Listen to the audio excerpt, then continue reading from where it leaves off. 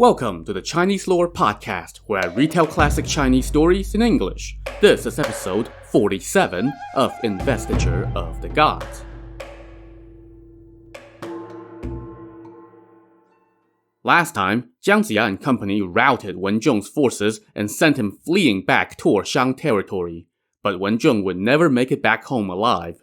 After a torturous journey of attrition, he met his end at the hands of Master of the Clouds, burning to death on Dragon Extinction Peak. Yet, even in death, Wen Zhong's loyalty was such that his spirit floated back to the Shang capital. King Zhou was drinking with Daji on his deer terrace. After a few drinks, he felt tired and lay down.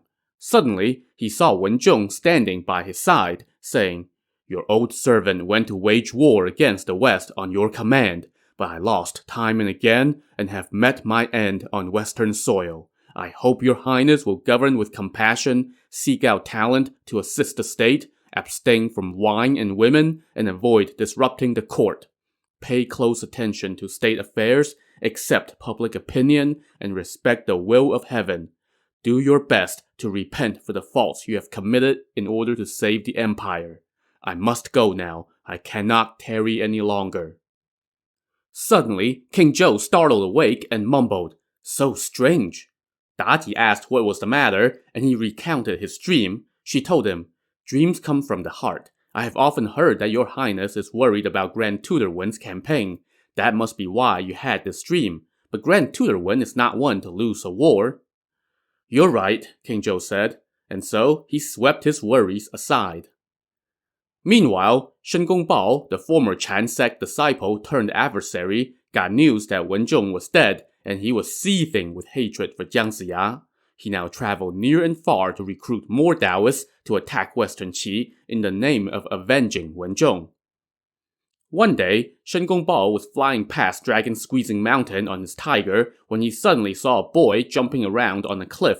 He rode closer to have a look and realized that it wasn't a boy, but a midget who was no more than 4 feet tall and had a pale complexion. "Young lad, where are you from?" The man came over, greeted Shen Gongbao, and asked him, "Master, where are you from?" "I am coming from an island." "Are you a member of the Jie sect or the Chan sect?" "The Chan sect," Shen Gongbao replied, which was, I guess, technically true. "Ah, then you are my Taoist uncle," the man said. "Oh, who's your master, and what's your name?" "My master is Ju Liu Sun, and my name is Tu Xingsun."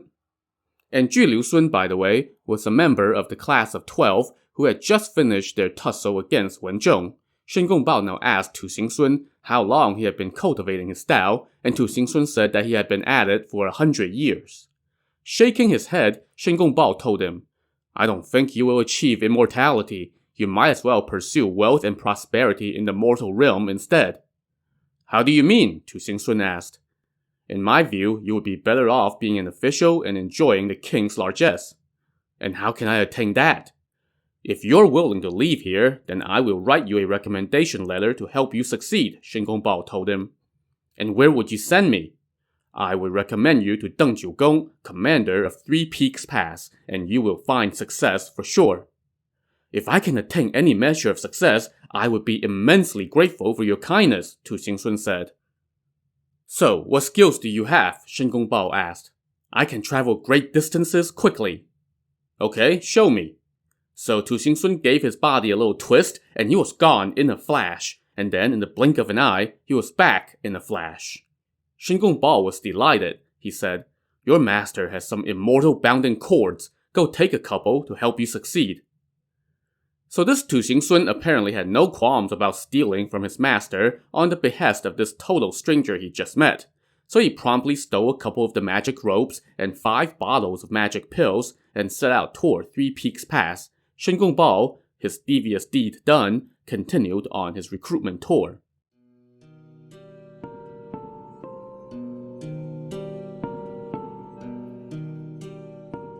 Meanwhile, the tattered remnants of Wen Zhong's army fled back to Sishui Pass, the first checkpoint on the way back into Shang territory.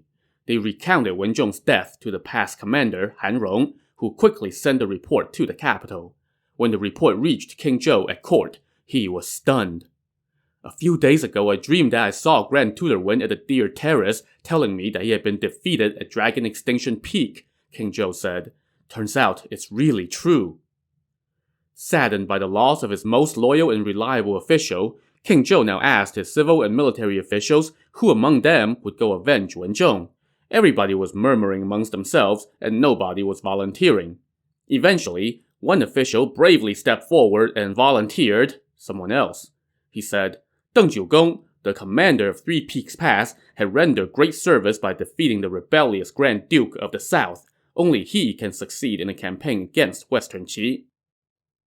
So King Zhou immediately dispatched an envoy to deliver a decree and the symbols of command to Deng Chanyu.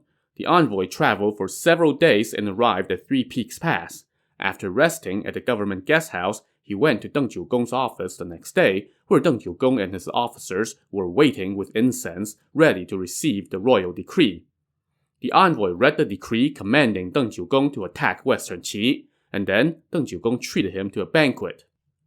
The next day, a general arrived to take over command of the pass. After taking care of the handover paperwork, Deng Chanyu mobilized his army and offered a sacrifice as he prepared to set out the following day. But just then, his men told him that a short man had arrived with a recommendation letter. Deng Chanyu summoned him and soon saw this 4-foot-tall figure coming in and presenting a letter. Deng Chanyu read it and saw that it was from his friend Shen Gongbao, introducing this visitor as Tu Xingsun, and asking Deng Chanyu to take him into his service. Now, Deng Chanyu was not too fond of Tu Xingsun on account of his ugly appearance and his vertically challenged physique. However, he was also worried that it would offend his friend Shen Gongbao if he refused to take in Tu Xingsun. After giving it a lot of thought, he said, Tu Xingsun, since my friend Shen Gongbao recommended you, I dare not refuse. So I will put you in charge of provisions. With that minor business taken care of, Deng Chanyu turned his attention to more important things. He appointed an officer and his son to lead the vanguard, and another 2 officers as reinforcement. Then, he and his daughter, a warrior in her own right, set out with the main army and marched toward Western Qi.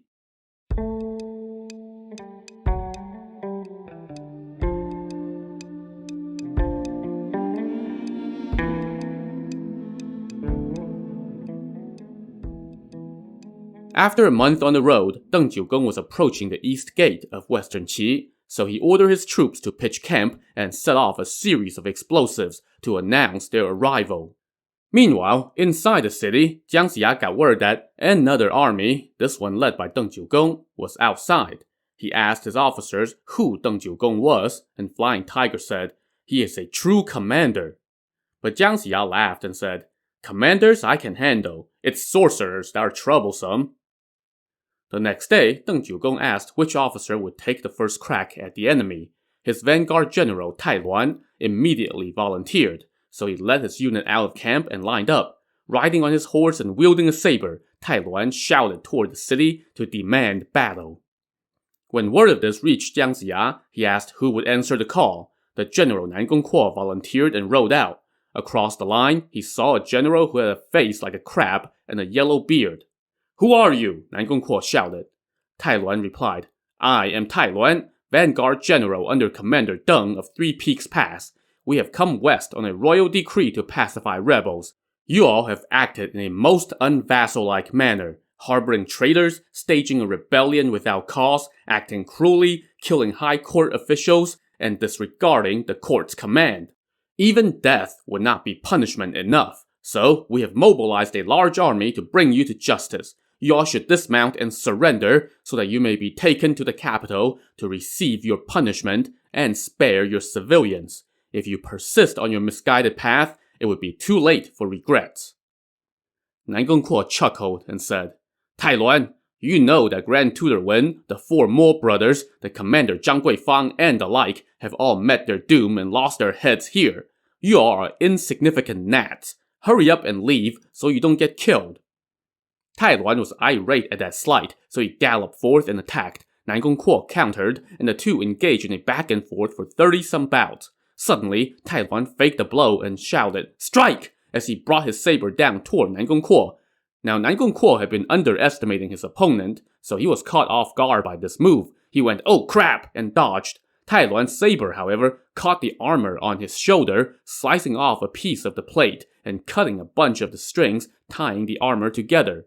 Nan Gongquo was scared out of his wits and fled back into the city.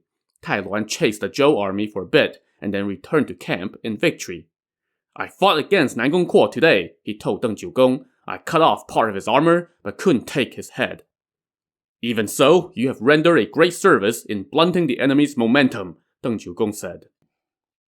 Inside the city, Nan Gongquo went to see Jiang Ziya and reported his setback. Jiang Ziya said, "Victory and defeat are common in war. A general must act as the situation dictates so that when he advances, he would be assured of victory, and when he retreats, he would be secure. This is vital to being a commander." Anyway, the next day, Deng Jiugong ordered his army to storm to the foot of the city and demand to speak with Jiang Ziya. From inside the city, a string of explosives went off as the gates swung open. 2 big red banners marched out, followed by an army. Then, another explosive went off, and another army marched out behind 2 green flags. Finally, a third explosive went off, and 2 white banners led another army out. As he watched the Zhou forces line up, Deng Jiugong said to his officers, "Jiang Ziya's deployment of his troops shows strict order and discipline. He really is a talented commander." Just then, another army marched out behind 2 black banners, and they were followed by a yellow banner that preceded the main army. From this army emerged 24 officers, all clad in gold armor and red battle robes. They lined up on the flanks, 12 to a side, and in the center was Jiang Ziya, seated atop his foreknot like. Deng Jiugong was thoroughly impressed by this display. He nodded and sighed. They really live up to their reputation. No wonder the previous armies that came here were all crushed. They are a truly formidable foe. He now rode forward and said, "Greetings, Jiang Ziya."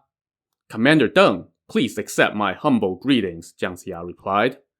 Deng Jiugong now launched into his speech. "Your lord Jifa is acting unjustly and recklessly. You are a learned man from Kunlun Mountain. How can you not understand the proper relationship between vassal and lord? How can it be just to betray one's country, harbor fugitives, and violate the norms of governance? You all have angered the king, prompting him to send armies to punish you. And you dare to resist and violate the state's laws. You are inviting defeat and death. And now the heavenly army has arrived. Surrender now, so that you may spare your city's civilians from destruction.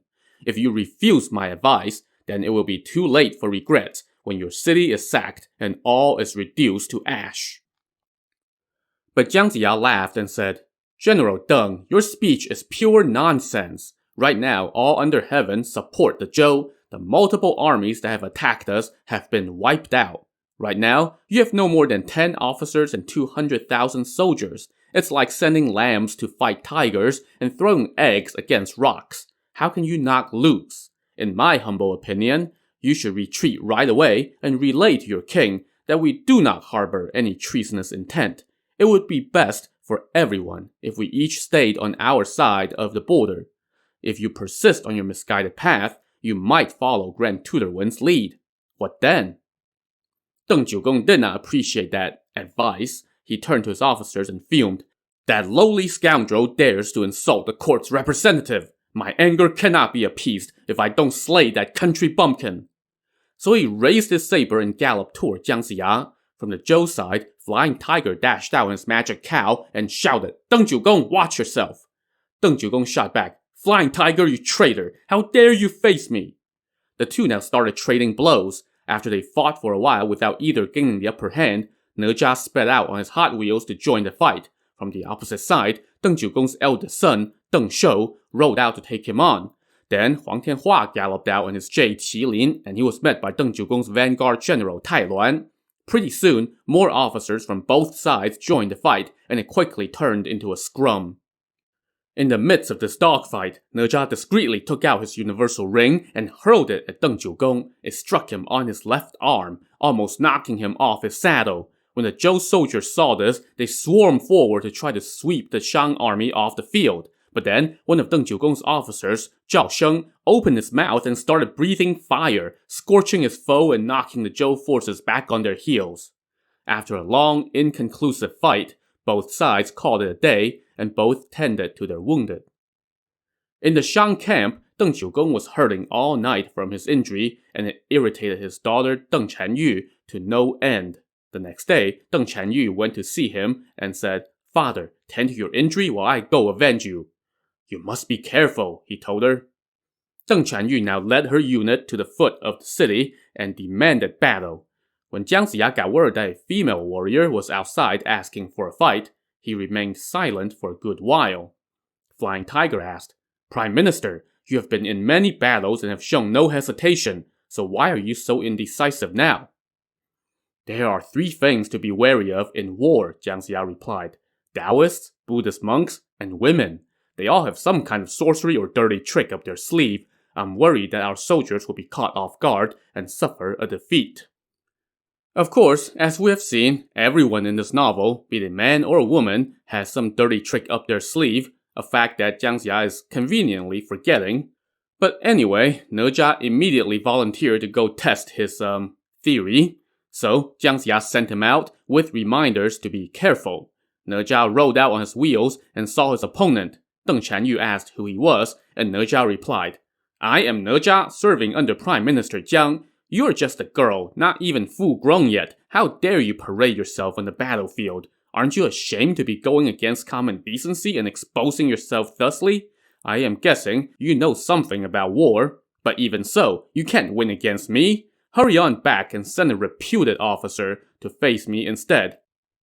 Deng Chanyu was irate, not so much for what he said, but for who he was. "So you're the one who injured my father," she fumed. "Have a taste of my blade." As she spoke, she gritted her teeth and her face turned red. She galloped toward Ne Zha while wielding a pair of cutlasses. He raised his fiery spear to take her on. After just a few bouts, Deng Chanyu thought to herself, "I should strike first." So she turned and rode away, shouting, "I'm no match for you." "Heh, yeah, I figured. A girl is no match for me, after all." Ne Zha scoffed as he gave chase. But before he got far, Deng Chanyu had latched her cutlasses, took out a pebble, and dinged him squarely in his face with it. A little while later, inside Western Qi, Jiang Ziya saw Ne Zha limping back in with a giant bruise on his face and asked him what happened. "I was fighting against Deng Chanyu, and that whore retreated after just a few exchanges," Ne Zha explained. "I gave chase to try to capture her, but she turned and hurled a pebble at me. It struck me on the face and left me in this sorry state." While Jiang Ziya entreated Ne Zha to be more careful when pursuing the enemy, his comrade Huang Tianhua couldn't help but get a dig in. "A general must be aware of his surroundings at all times on the battlefield," Huang Tianhua said patronizingly. "How could you not be able to defend yourself against a mere pebble? Well, now your nose is busted. There goes your looks for the rest of your life." Ne Zha was furious at that insult, not to mention his injury. But considering all the misogynistic crap that he was spewing earlier, one might say that he got his just desserts. On the Shang side, Deng Chanyu reported back to her father. He was delighted to hear about her victory, but still hurting from his injury. So the next day, Deng Chanyu again rode out to challenge for battle. This time, Huang Tianhua volunteered to answer the call. He rode out his jade qilin, and Deng Chanyu asked for his name. "I am Lord Flying Tiger's eldest son, Huang Tianhua," he replied. "You whore, are you the one who wounded my Taoist brother Ne Zha with a pebble yesterday? Don't you run!" And so, he raised his mallets while she hoisted her cutlasses, and they went at it. After a few bouts, Deng Chanyu again rode away. As she did so, she shouted, "Huang Tianhua, do you dare to chase me?" Now, Huang Tianhua knew full well what her game was, but he thought to himself, if I don't chase her, then Ne Zha might laugh at me. So he galloped after her. Before he had gone far, he saw a flash of light heading toward him, and before he could duck, the pebble had already struck him in the face. In fact, this one was even worse than the bruise that Ne Zha got yesterday, and Huang Tianhua hurriedly rode back into the city while holding his face. When he reported back to Jiang Ziya, the latter asked him how he could have been caught off guard by the exact trick that he was supposed to be on the lookout for. Huang Tianhua could only mumble, "That whore was too quick with her pebble."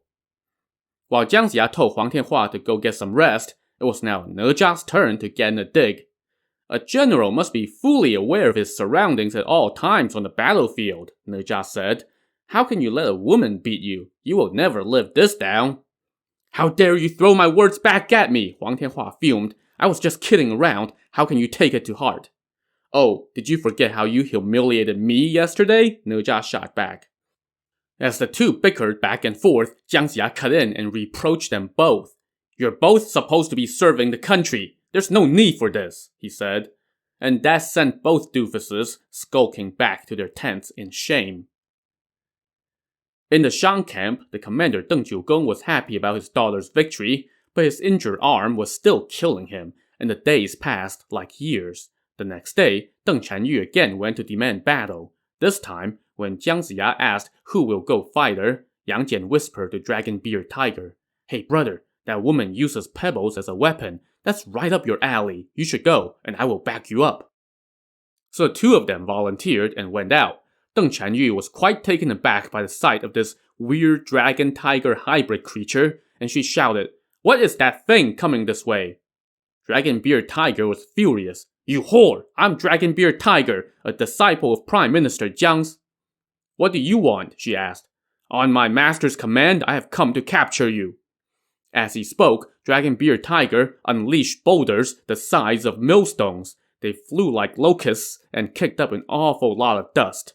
Seeing this, Deng Chanyu thought to herself, Those boulders are dangerous. If I don't watch out, they might hit my horse. So she turned and rode away. Dragon Beard Tiger gave chase, but that was exactly the wrong move. Before he had taken more than a few steps, a pebble came flying at him. He ducked, but his neck was so long that the pebble struck him on the back of the neck. As Dragon Beard Tiger turned and retreated while holding his neck, he was struck again by another pebble, and this one almost knocked him off his feet. Deng Chanyu now turned and charged at Dragon Beard Tiger. On the Zhou side, Yang Jian shouted, Don't you dare harm my Taoist brother! As he roared, he galloped out with spear in hand to take her on. After they traded a few blows, Deng Chanyu again used her fake retreat trick. Yang Jian gave chase, and she hurled another pebble. This one, too, found its mark as it struck Yang Jian right in his face. But there was just one problem. Instead of drawing blood, the pebble just clanked off his face with sparks flying, and Yang Jian didn't even seem to feel it as he continued to give chase. Seeing this, Deng Chanyu let fly another pebble, and this one too found its mark, but again just clanked off Yang Jian's face without doing a thing. And now Yang Jian was closing in, and Deng Chanyu let fly a third pebble, but with the same result. Now it was Yang Jian's turn. He unleashed his sky-barking hound, and that dog's fangs found Deng Chanyu's neck, tearing out a piece of skin and flesh. It was so painful that she almost fell off her horse. She managed to stay in the saddle and fled back to camp. Yang Jian rescued Dragon Beard Tiger, and they returned to the city. Despite their victory, however, Jiang Ziya was still troubled by the enemy on his doorstep.